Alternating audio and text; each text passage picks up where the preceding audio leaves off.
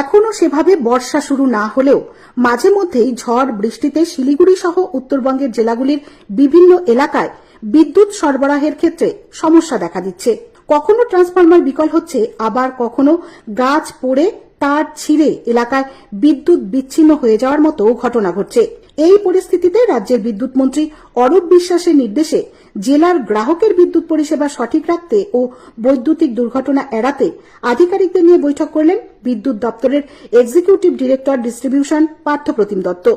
বৈঠকে উপস্থিত ছিলেন বিদ্যুৎ বন্টন কোম্পানির চিফ ইঞ্জিনিয়ার উত্তর রবিশঙ্কর বন্দ্যোপাধ্যায়, শিলিগুড়ি জোনের জোনাল ম্যানেজার সৌভিক বেরা, দার্জিলিংয়ের রিজিওনাল ম্যানেজার বিদীপ রঞ্জন বর্মন সহ অন্যান্য আধিকারিকরা।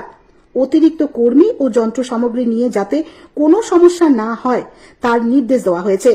বিদ্যুৎ ব্যবস্থা সচল রাখতে যা যা প্রয়োজনীয় পদক্ষেপ গ্রহণ করা দরকার তা প্রস্তুত রাখার নির্দেশ দিয়েছেন বিদ্যুৎ মন্ত্রী।